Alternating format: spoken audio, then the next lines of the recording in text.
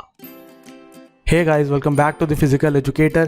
Class 11th का chapter 7th जिसका नाम था test measurement and evaluation in sports, ये है उसका पार्ट 2। हमने पार्ट 1 कवर किया था और आगे हम आज इस वीडियो के अंदर पार्ट 2 करेंगे। तो सबसे पहले देखते हैं इस चैप्टर के कंटेंट्स क्या थे। तो इस चैप्टर के जो कंटेंट्स थे वो थे, first define test measurement and evaluation, second importance of test measurement and evaluation in sports, third calculation of BMI and waist hip ratio, fourth somatotypes जिसके अंदर हम बात करेंगे एंडोमॉर्फ्स, मेसोमॉर्फ और एक्टोमॉर्फ्स की, और लास्ट था इसके अंदर fifth measurement of health related fitness. तो हमने फर्स्ट वीडियो के अंदर फर्स्ट 2 टॉपिक्स जो कि थे define test measurement and evaluation और second topic importance of test measurement and evaluation in sports, ये दोनों हमने कवर किया था। आज हम इस वीडियो के अंदर सीखेंगे निकालना वेस्ट हिप रेशो और उसके बारे में जानेंगे, और साथ ही साथ हम BMI यानी बॉडी मास इंडेक्स के बारे में जानेंगे।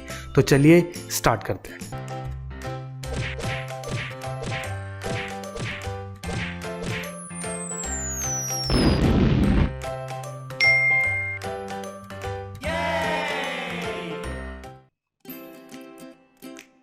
तो चलिए स्टार्ट करते हैं हम अपना पार्ट 3 जिसका नाम है calculation of BMI and waist hip ratio. तो सबसे पहले हम इसके अंदर देखते हैं BMI यानी बॉडी मास इंडेक्स होता क्या है। तो body mass index is the index of weight and height. ठीक है, तो बॉडी मास इंडेक्स क्या है? एक इंडेक्स है एक वेट और हाइट का। ठीक है, लेकिन ये है क्या एक्चुअल में? तो हमने क्या किया, हमने ना एक टेबल सा बना दिया, एक चार्ट सा बना दिया एक इंडेक्स का, जिसके अंदर हम हाइट के अकॉर्डिंगली वेट का अंदाज़ा लगाते हैं। ठीक है, तो ये हम क्या करते हैं BMI के अंदर, it help to let you know the appropriate weight as per once height. ठीक है, तो हम इसके अंदर क्या करेंगे, एक पर्सन का एक्चुअल में वेट कितना होना चाहिए उसकी हाइट के अकॉर्डिंग, ये निकालने का काम है हमारा BMI के अंदर। ये हम अंदाज़ा लगाते हैं। साथ ही साथ हम ये भी गेस करते हैं कि वो पर्सन क्या ओवरवेट है, अंडर वेट है, या उसका वेट नॉर्मल है, क्या वो मोटा है या वो ओबीस है। ठीक है, तो ये सारी चीज़ें हम BMI के थ्रू जान सकते हैं। लेकिन मैं इसको इतना ज़्यादा रिलायबल नहीं मानता, इतना ज़्यादा भरोसे वाला नहीं मानता, क्योंकि BMI जो है वो टोटली इग्नोर कर देता है बॉडी फैट परसेंटेज को। ठीक है, जो कि बॉडी फैट परसेंटेज तुम्हारा, तुम कैसे दिखोगे, या तुम मोटे दिखोगे या तुम पतले दिखोगे, वो फैट बहुत ज़्यादा डिफाइन करता है कि तुम कैसे दिखने वाले हो। ठीक है, फैट जो होगा, कितना ज़्यादा फैट परसेंटेज है, वो तुम्हारे पूरे के पूरे बॉडी कंपोजिशन को डिफाइन करता है। ठीक है, तो बॉडी मास इंडेक्स के थ्रू या एक की हाइट के थ्रू, एक का वेट का मैं बोलूँ फिक्स बताना कि इतना वेट होना चाहिए, तो वो एक्चुअल में उतना ज़्यादा रिलायबल नहीं होगा। ठीक है, आगे देखते हैं इसके अंदर कैलकुलेशन ऑफ BMI, यानी मैं बॉडी मास इंडेक्स को कैसे कैलकुलेट कर सकता हूँ। ठीक है, तो इसको कैलकुलेट करने का एक सिंपल सा फॉर्मूला है। It can be calculated using the formula. Formula क्या है? फॉर्मूला है बॉडी मास इंडेक्स यानी BMI is equal to body weight, जो भी बॉडी वेट होगा उसको डिवाइड कर दीजिए उसके हाइट के स्क्वायर से, यानी हाइट इंटू हाइट से। बॉडी वेट को डिवाइड कर दीजिए हाइट इंटू हाइट से, तो हमारा निकल जाएगा BMI। ठीक है, अच्छा क्या ध्यान रखना है हमें इसके अंदर कि वेट जो होगा वो होगा किलोग्राम्स के अंदर। ठीक है, जो भी हम वेट मेजर करेंगे वो होगा किलोग्राम्स के अंदर, और जो भी हम हाइट मेजर करेंगे वो होनी चाहिए मीटर्स के अंदर। ठीक है, ना तो फुट ना तो इंचेस, वो होगी मीटर्स के अंदर। ठीक है, अच्छा और क्या बातों का ध्यान रखना है हमें ध्यान रखना है मेजरमेंट के टाइम पे। ठीक है, तो किन बातों का ध्यान रखेंगे मेजरमेंट के टाइम पे? वो है weighing machine should be reliable, यानी जिस वेइंग मशीन से हम वेट कर रहे हैं वो रिलायबल होनी चाहिए, वो भरोसे वाली होनी चाहिए कि हाँ वो हमें सही वेट बता रहा है। सेकंड बात का क्या करना है हमें ध्यान, वो है मिनिमम क्लोथ्स व्हाइल वेइंग। जब हम वेट कर रहे हैं तो कम से कम कपड़े पहने। थर्ड जो चीज़ ध्यान रखनी है, height should be taken bare footed and in upright position. ठीक है, यानी जो हम हाइट जब नापेंगे तो वो नंगे पैर नापनी है पहली चीज़। दूसरा, बिल्कुल स्ट्रेट पोजीशन में सीधे खड़े होके। ठीक है, बिल्कुल अपराइट पोजीशन में होके। ओके, चलिए अब एक कैलकुलेशन एक्चुअल में करते कैसे हैं हम उसको देखते हैं। तो एक सिंपल सा हम एग्जांपल लेते हैं कि मान लीजिए अगर एक पर्सन का वेट है 80 kg, उसका बॉडी वेट क्या है 80 kg और उसकी हाइट है मान लो 1.60 मीटर्स, ठीक है, ये हमने अज्यूम कर लिया। तो इसके हिसाब से अगर मैं BMI निकालूँ तो BMI का फॉर्मूला याद कीजिए क्या था, body mass index is equal to body weight divide by height into में हाइट, ठीक है।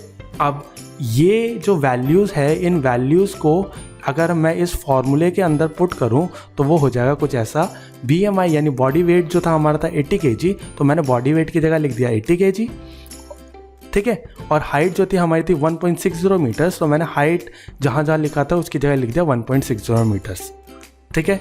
अगर इसको आगे सॉल्व करेंगे तो निकलेगा 1.60 इंटू 1.60, तो वो आ गया हमारा 2.65, ओके। जब हमने 2.65 को डिवाइड किया 80 को 2.65 से तो हमारी वैल्यू आई 31.25। तो हमारा BMI जो है, हमारा फाइनल आंसर BMI जो है वो निकल के आया है 31.25, ओके। तो चलिए अब देखते हैं, ये तो हमारी पता चल गया बॉडी मास ये है, लेकिन मेरे को कैसे पता चलेगा कि मेरा वेट ठीक है कि नहीं है, या मैं मोटा हूँ या मैं पतला हूँ, ठीक है, कैसे पता चलेगा मुझे। तो उसके लिए एक चीज़ हम उसको देखते हैं जो कि है, मान लो जो हमारा बॉडी मास इंडेक्स निकला है वो निकला है 31.25, तो हम एक टेबल की तरफ जाएंगे जो कि टेबल है जो कि कैटेगरीज को डिफाइन करता है। अगर वो बोलता है अगर तुम्हारा बॉडी मास इंडेक्स आता है 18.5 से कम तो तुम हो अंडर वेट, यानी तुम्हारा वेट कम है, तुम्हें वेट बढ़ाने की ज़रूरत है। सेकंड क्या बोलता है, अगर तुम्हारा BMI ये जो हमने निकाला है अगर ये आता है 18.5 से 24.9 के बीच में तो तुम्हारा वेट जो है वो नॉर्मल वेट है, ठीक है, यानी तुम्हारा वेट ठीक है। अगर वो 25 से 29.9 के बीच में आता है तो तुम ओवर वेट हो, यानी तुम्हारा वेट ज़्यादा है, ठीक है। और अगर 30.0 से 34.9 या 35.0 से 39.9 या 40 से ज़्यादा आता है तो तुम ओबीस हो, यानी मोटे हो, ठीक है। ओबेसिटी की है ना क्लास निकाल रखी है कि कितने मोटे हो, तो क्लास 1, क्लास 2 और क्लास 3, ठीक है। तो वो ओबेसिटी को डिफाइन कर रखा है, जितना ज़्यादा क्लास में आगे बढ़ोगे उतना ज़्यादा ओबेसिटी को डिफाइन करता है वो, ठीक है। तो अगर मैं बोल रहा हूँ BMI हमारा जो निकला था वो निकला था 31.25, तो मैं किस कैटेगरी के अंदर फॉल करूँगा, मैं करूँगा ओबेसिटी क्लास 1 के अंदर फॉल, ठीक है। मेरा वेट जो है वो इस रेंज के अंदर फॉल करता है। तो BMI के अकॉर्डिंग जो पर्सन है वो लाई करेगा ओबेसिटी क्लास 1 के अंदर और उसको अपना बॉडी वेट लूज़ करने की ज़रूरत है, ओके, समझ आया अच्छे से।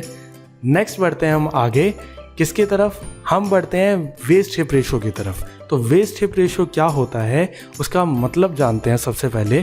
तो वेस्ट हिप रेशो जो है वो हम डिफाइन कर सकते हैं, it is defined as the measurement of waist, यानी हमारी कमर का circumference divided by hip circumference.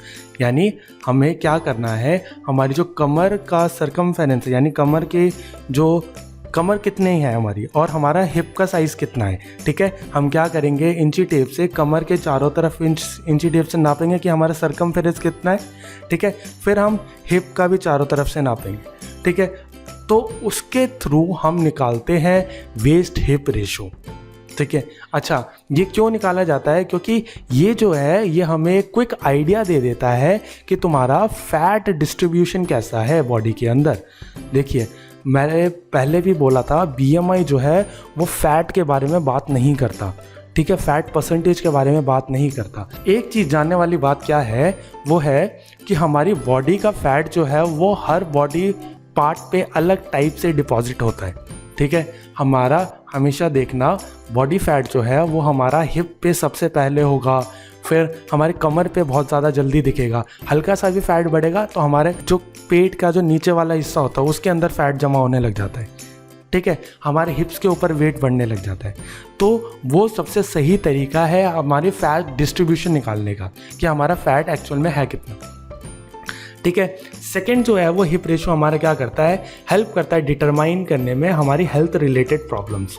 ठीक है, यानी क्या हमारे कोई हेल्थ रिलेटेड इशू है वो पता लगाने में हमें हेल्प करेगा कौन, waist hip ratio. Health related issues यानी heart diseases, hypertension and type 2 diabetes, ये सारा कुछ पता लगाया जा सकता है वेस्ट हीप रेशो के अकॉर्डिंग। ओके, आगे बढ़ते हैं और देखते हैं कैलकुलेशन कैसे करी जाती है इसकी। तो वेट हिप रेशो जो है वो कैलकुलेट किया जाता है एक सिंपल फॉर्मूला के थ्रू, जो कि है वेस्ट सर्कमफेरेंस यानी हमारी जो कमर का नाप है वो, डिवाइड बाय हिप सर्कमफेरेंस यानी जो हमारे हिप्स का नाप है वो। ठीक है, अच्छा इनमें क्या बात का ध्यान रखना है कि measurement are to be taken in the inches, इसके अंदर दोनों ही इंचेस के अंदर नापे जाएंगे, यानी हमारी कमर भी इंच के अंदर नापेंगे और हमारी हिप्स भी इंच के अंदर नापेंगे। Second, hip circumference at the widest part of the buttocks, यानी हमारा हिप का जो सबसे वाइडेस्ट पार्ट है यानी सबसे चौड़ा हिस्सा जो है हम वहाँ से हिप को नापेंगे। ठीक है, तो इन बातों का ध्यान रखना है WHR यानी वेस्ट हिप रेशो निकालते टाइम। ओके, अच्छा जब रेशो निकल के आ जाएगा फिर मैं असेसमेंट कैसे करूँगा, मुझे पता कैसे चलेगा कि मैं हेल्थ रिलेटेड रिस्क में कहाँ पे लाई करता हूँ। तो उसके लिए एक टेबल है, वो है कुछ ऐसी जो कि हमें बताती है हमारी डिग्री ऑफ हेल्थ रिस्क, कि हमें कितना ज़्यादा रिस्क है हमारी फ़ैट परसेंटेज के हिसाब से, क्योंकि फ़ैट के ही वजह से होती है हमें हाइपरटेंशन, हाई ब्लड प्रेशर और टाइप 2 डायबिटीज़। ठीक है, अच्छा इसके अंदर एक चीज़ और हमें ध्यान रखनी है, वेस्ट हिप रेशो मेल्स और फीमेल्स दोनों के लिए अलग अलग क्राइटेरिया है। वो क्यों है ऐसा, क्योंकि फीमेल्स का बॉडी फैट जो होता है वो ज़्यादा स्टोर किया जाता है उनकी बॉडी के अंदर, फीमेल के अंदर बॉडी फैट जो है वो ज़्यादा स्टोर रहता है मेल के हिसाब से।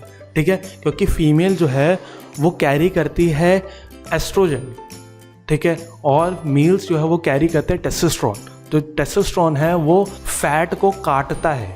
ठीक है, तो हमारी बॉडी नेचुरली ऐसी बनी है कि वो फैट इतना ज़्यादा स्टोर नहीं कर पाएगी मेल्स की। ठीक है, फीमेल्स के अंदर क्या है, उनको एक फैट परसेंटेज चाहिए ही चाहिए ताकि उनका प्रॉपर फंक्शनिंग हो पाए, प्रॉपर मेंस्ट्रुअल साइकिल्स भी आ पाए। ठीक है, तो उनका फैट कंपोजिशन जो होगा वो अलग है और मेल्स का अलग है, तो डिग्री ऑफ रिस्क निकालना भी मेल्स और फीमेल का बिल्कुल अलग रहेगा। अगर हमारा BMI 20 से 25 के बीच में लाई करता है और हमारा वेस्ट हिप रेशो 0.85 से कम है तो हमें हेल्थ रिस्क जो है हमारा वो बहुत कम है। ठीक है, तो इसी हिसाब से ये सारी चीज़ें हम जज करेंगे। ओके, जैसे एक और एग्जांपल लेते हैं, अगर मान लो एक फ़ीमेल का BMI जो वो 30 से 25 के बीच में आया था और उसका वेस्ट हिप रेशो जो है वो 0.70 से 0.85 के बीच में, तो उसको हेल्थ रिलेटेड प्रॉब्लम जो होगी वो हाई रिस्क पे है। ठीक है, तो ऐसे इसको जज किया जाता है। आई होप कि समझ आया होगा सबको अच्छे से। तो बस आज के लिए इतना ही। नेक्स्ट मेरे पास आपके लिए एक टास्क है जो कि है एक नया फॉर्म, लर्निंग बाय डूइंग। आपको क्या करना है, measure your BMI and waist hip ratio. ठीक है, अपना BMI और वेस्ट हिप रेशो निकालो along with one of your family member और फ्रेंड, और साथ ही साथ या तो अपने किसी फैमिली मेम्बर का या तो अपने किसी फ्रेंड का भी BMI और वेस्ट हिप रेशो निकालो और दोनों को कंपेयर करो और मुझे बताओ कि कौन ज़्यादा हेल्थी स्टेट में है, कौन किस स्टेट ऑफ हेल्थ के अंदर है। ठीक है, तो ये है आपका टास्क, इसको करो। कमेंट सेक्शन में मुझे सारा कुछ डिफाइन करो, अच्छे से बताओ, निकालने में क्या प्रॉब्लम्स आई वो भी बताओ। So that's it. Next video जो होगा वो होगा इसका पार्ट 3, और subscribe to the channel. Thank you so much.